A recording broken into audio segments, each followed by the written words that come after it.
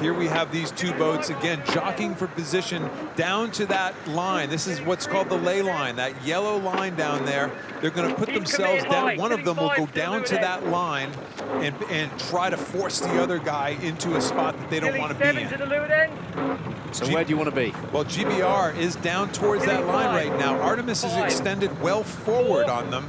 This is going to have to be a gap-off start for Artemis. Artemis is going to don't want to be too quick to get up toward that end. That's for sure. That's their only danger. Now it's just time and distance. Send it. Try to get toward the start as quick as possible. The timing is good from both crews. Land Rover BAR led by Sir Ben Ainsley. The British challenge, and Artemis Racing with Nathan Outridge at the helm. So this looks like being a very, very good battle as they reach across to the first mark. Pure drag race. Pure drag race. Remember, the inside boat or the Brits right now will have room to go around that mark. They have an overlap. They're going 41 knots. Doesn't look like they're very slow right there. Well, so much talk in advance of this event as to whether Sir Ben Ainsley and the British were holding one or two tricks back. Were they keeping rabbits in the hat? Maybe it's time to produce them as they head downwind for the first time in the race. It is the Brits in front. It's the Brits in front. Let's go down to Joey for a minute. Joey Newton, was there any pace there that you haven't seen before? Is that fairly standard for the Brits? No, that's the fastest I've seen the Brits go on the reach. And maybe what we are seeing is Artemis on those light airfoils are paying a bit of a drag penalty on the reach. I mean, Japan were quicker than them, and now BAR were quicker than them on the reach. So it may just be purely a foil decision for the day's conditions. That's an interesting call, Joe, isn't it? I mean, particularly because they've been out in the water already once this afternoon. Are you surprised by that call? No, not really. The forecast was to be a little lighter. For all the teams, I'm sure they were right on their crossover between big and small. Once they're in the morning, they're in for the day. So even though they're out in the morning, I think they're pretty much committed to that call. We'll see. Artemis has been going really well around the course, so this race for sure has got plenty to go. Copy that. Right, no extending. 5 seconds to turn up. All the way to boundary here, please. Legendary competitive spirit. And it's very much his life's work now, having put together the Land Rover BAR team subsequent to 2013 as they round gate 2 with a narrow advantage. Right, numbers, Jake. The first impression would have to be the demise of the Brits seem to be slightly exaggerated at this stage, but it's early in the piece, there's no doubt about that.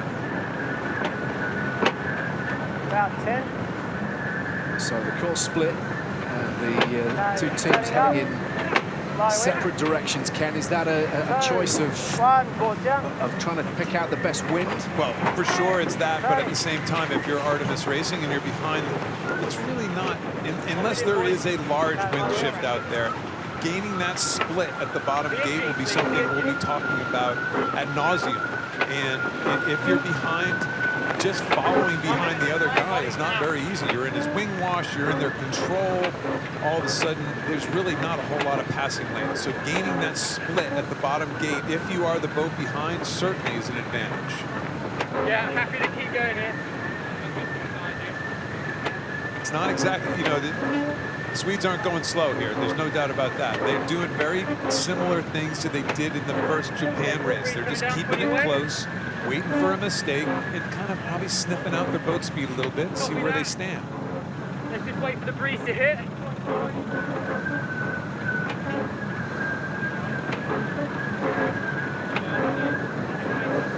So again, the control system's as complicated as ever, as baffling as ever to the outsider, but there's an awful lot going on with that steering wheel, Ken. It's not a simple equation for Sir Ben Ainsley. We saw him yesterday, well, a couple of days ago in practice, really struggling with that control system because it's obviously quite a new one. Yeah, I think he has those same sort of wheel grips that we saw on Japan for sure, and that we've seen on Oracle, on the Americans. There we are. It's hard to kind of zoom in whether he has his hands on any sort of a grip there. But but it's kind of tough to tell. There's buttons all over the place. I mean, there's plenty of stuff going on there. We got buttons, hooks, we got buttons, we got grips, we got all kinds of stuff. It's certainly not easy for the modern day driver, the modern day helmsman, just to go steer the boat around the race course. Those days are long gone. You were even suggesting, weren't you, that some of those buttons might just be there for show, just to confuse the opposition. Setting up. Somebody somewhere has been spending a great deal of time trying to pick up the nuances, and there will have been men with binoculars on chase boats over the course of the last month or so out here. There's no doubt, and this is a big split. This is pretty much both teams on either side of the race course right now. If you're GBR, this isn't perfect. You know, there could be a wind shift that could go against you. This is not necessarily corralling your competitor, but at the same time, it doesn't look like they're getting any further behind. I think everybody out here right now is very impressed with the Brits, because when I say there were rumors of a slow boat, there were plenty of rumors of a slow boat, and this does not look like a slow boat right now, especially knowing how well Artemis has been sailing over the last month or so. One and in, right turn, boys. Well, it would be trademark Ainsley, wouldn't it, to just come out of nowhere, blindside everybody, be underestimated. Okay, as a fellow Brit, are you suggesting that he's been sandbagging all along and has everybody fooled? Is that where you're going with this? I have absolutely no clue whatsoever, but I like the notion. 10 seconds. I applaud the notion, not just as a Brit. In terms of sporting excellence, in terms of competitive drive and spirit, there are few to match him. Some of those who can are out there on the water right now. Nathan Outridge would be attributed all the same kind of characteristics, as it's all hands to the pumps. I tell you, I haven't seen this boat even splash the water yet. This is very, very impressive. I have not actually seen the hulls go in the water yet. So there's that unicorn of racing, you know, that 100% out of the water all the time. Joey, have you ever gone around a race course on one of these boats yet without ever touching with one of your hulls? Yeah, we have. There's probably, say, 3 or 4 of the teams here have done full laps without touching down. But as yet, we haven't seen a boat do it in a Louis Vuitton race. So the first boat to do it, it'll be a pretty big feather in their hat. Happy using this pressure all the way to boundary. You might be seeing it right now. Got to be impressed, Joey, with the Brits right now, don't you? Especially with all the, I don't know, I guess just plenty of rumors floating around about their early demise. Yeah, to be honest, I'm really surprised and super impressed. But you know, when you think about it, we're talking about Ben Ainsley. By any measure, he's one of the greatest yachtsmen that's ever lived. So if anybody was going to come out with something like this, it was going to be Ben. Well, the lead is a pretty healthy one at the moment. Sweden in hot pursuit, and an intriguing battle lying ahead, because this race is far from over. Speed of the Swedes is decent at this point. We know full well the Swedes are not slow, and that humming sound for everybody at home, new to foil viewing, is the actual foils themselves. A slight tiny bit of cavitation, a little bit of vibration that comes off of these and make that wild humming sound. Big hit for 15 seconds. I'm going to look.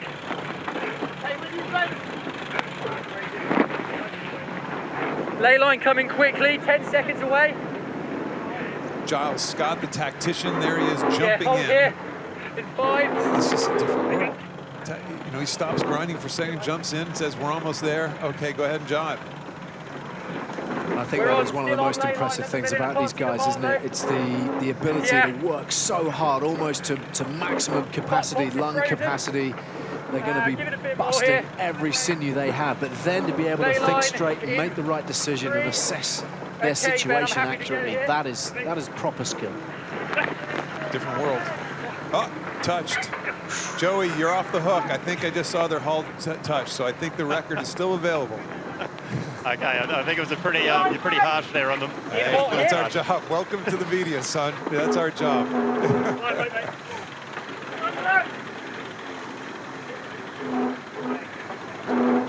These foils are incredible. We see a little edge of it. The tip of the foil actually has another slight angle to it. The nuances of the foil shapes are just incredible. This is a healthy lead. This is a big surprise. This is a big surprise right now. Round the gate, the grinders full throttle, and Land Rover BAR under Sir Ben Ainslie making very good progress. The Swedes in hot pursuit, but they have plenty of ground to make up and not a whole lot of time.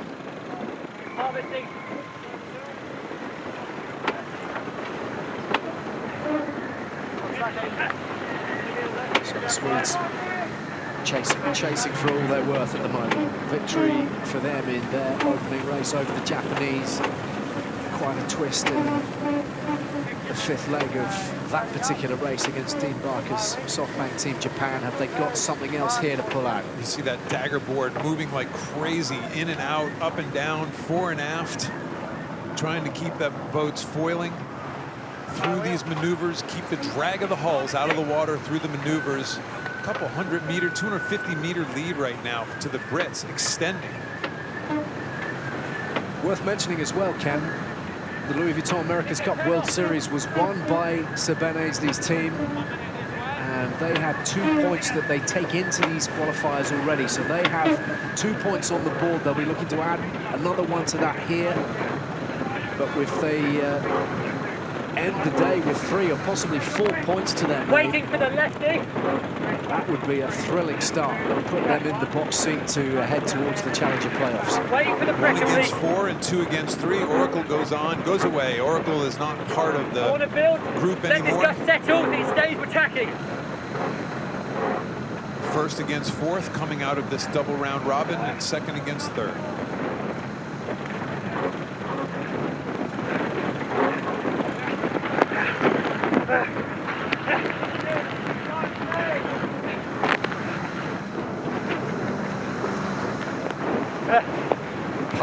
Punishing exercise, isn't it?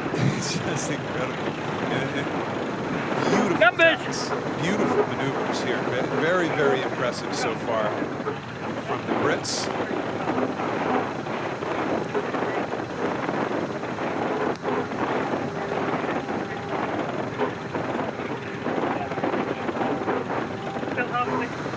What a setting. What a setting. Still harvesting, for the boys. America's Cup Louis Vuitton qualifiers, and Land Rover BAR with Sir Ben Ainslie at the helm are really beginning to enjoy themselves out here, extending their lead over the Swedes. It was widely suggested that their boat speed was going to be a major issue out 20 here. seconds, good to go. Maybe not. How about that guy?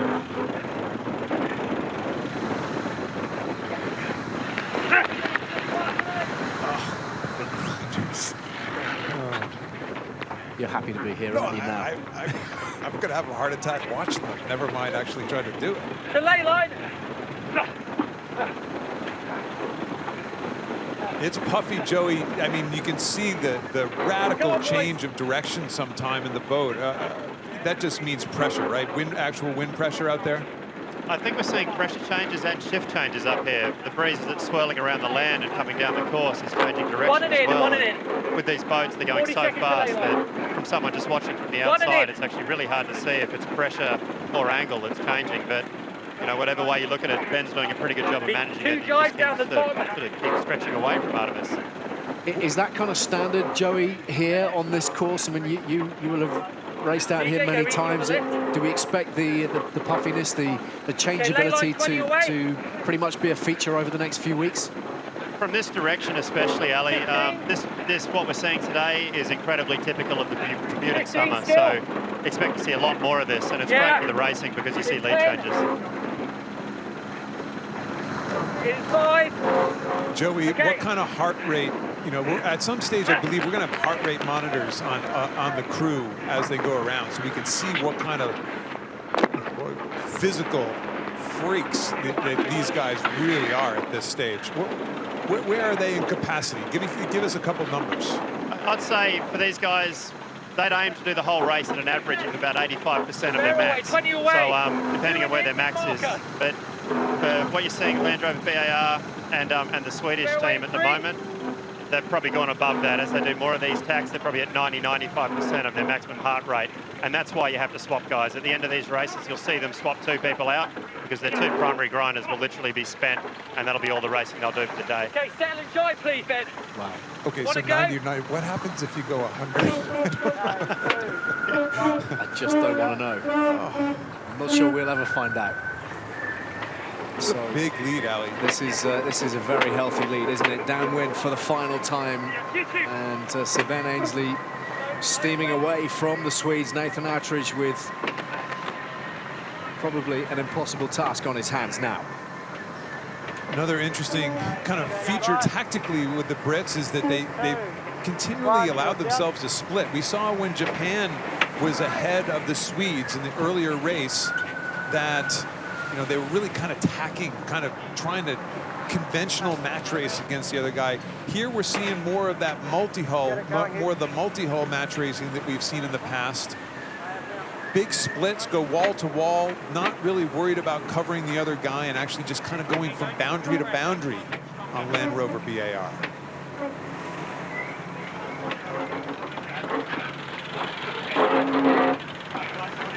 Lay line in 10.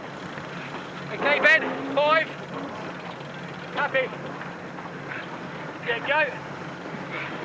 Happy. Happy. One word. That's happy. This is where all young sailors should grow up to be grinders or wing trimmers. I mean, I'm sorry, drivers or wing trimmers. That's your goal in life. He's going low mode. I tell you that Artemis do not count these guys out. As always, they're trying a low, slow mode, and they're not going very slow. Reach the finish. Reach to the finish. It's not going to be easy to pass. They're trying this low, slow mode to get around the mark, but they have gained on this leg considerably. On our frame. Yep, they've put themselves right back in the picture as they round the final gate. And the Brits in front, they should have enough from here, but the Swedes have made it really interesting. Joey, was that an obvious puff out on the water that kind of brought the Swedes down? No, I think what we saw there was the setup from the top mark. So Ben, instead of choosing to jibe and cover, was just happy to spend a bit of his lead. He knew he was going to get around that reach mark in front. So spent a bit of his lead, got around in front and just took the safe option to the finish rather than add more manoeuvres and add a bit more complexity.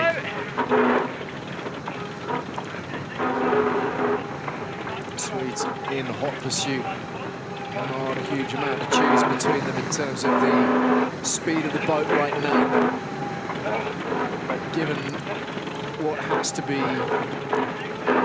described as a fair degree of negativity surrounding this British team, they have huge support here in Bermuda, of course, a big British presence.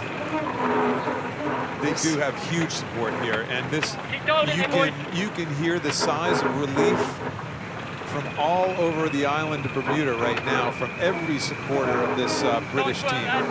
Proper job that. Keep it going. So the Swedes, brilliant in practice, and it was suggested they had a target on their back ahead of these races out here on the Great Sound. But Land Rover BAR, the British team, crossing in front for a first victory. Do not write the British off. Do not write Ben Ainslie off. That is quite a turn-up, and Nathan Outridge's Swedish team following behind, some 11 seconds further back. We got a regatta on our hands. You know, we have multiple teams, very clearly have multiple teams that can go the distance. Who can improve faster than the other guy? That's the big thing. And I'll tell you, Ben Ainslie's team has improved very, very quickly in the last few days. So this is the summary of the race itself.